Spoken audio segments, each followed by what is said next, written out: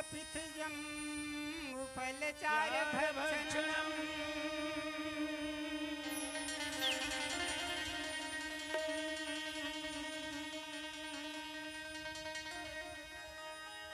उमासुतं शोक विनाशकारकम्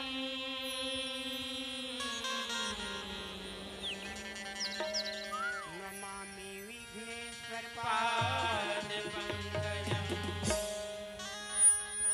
चलो सखी जहाँ जाइए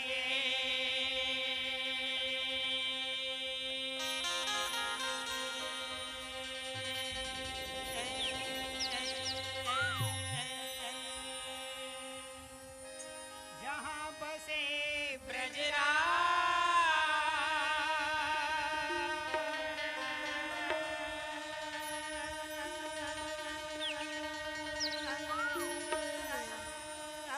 ब्रजराज घोर शिवे चत हरि मिले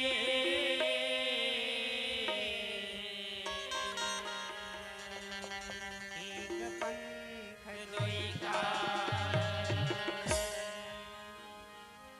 ब्रज 84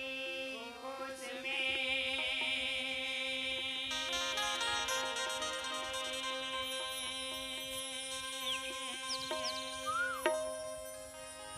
चार धाम निज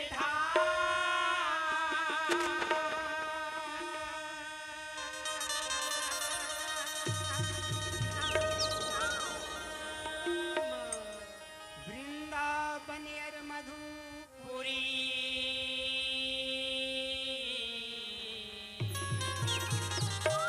बरसानु नंद सागा जय कृपालु करुणायतन जयति कौशलन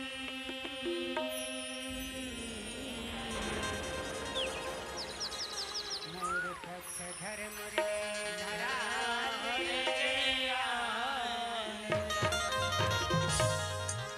बोलते वृंदावन बिहारी लाले की गौरी के लाल गजानन स्वामी गौरी के लाल गजानन स्वामी अर्जी सुन ले अंतर्यामी तोर तीरी आयन तार ले गजानन स्वामी तोर तीरी आयन तार ले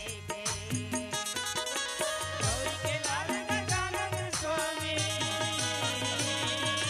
गौरी के लाल गजानन स्वामी अर्जी सुन ले अंतर्यामी तोरे तेरे आयन तार ले गजानन स्वामी तोरे तेरे आयन तार ले गौरी के लाल गजानन स्वामी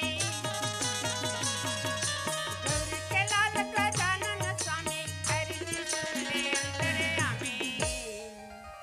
तोरे तेरी आयन तार ले गजानन स्वामी तोरे तेरी आयन तार ले गौरी के लाल गजानन स्वामी गौरी के लाल गजानन स्वामी अर्जी सुन ले अंतर्यामी तोरे तेरे आयन तार ले गजानन स्वामी तोरे तेरे आयन तार ले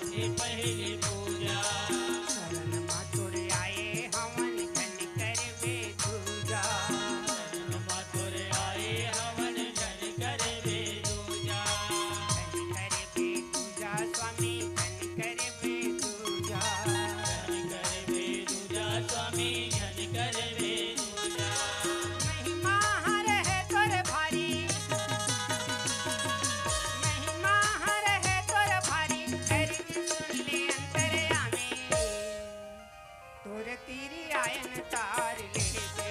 गजानन स्वामी तोरे तीर आयन तार लेवे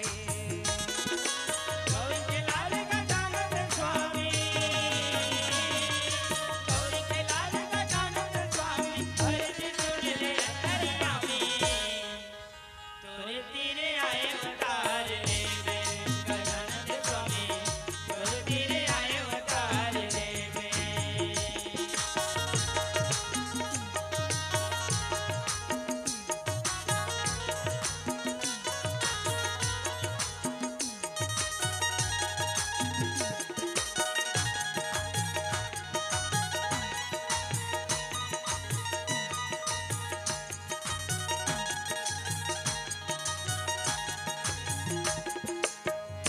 माता है पार्वती पिता महादेवा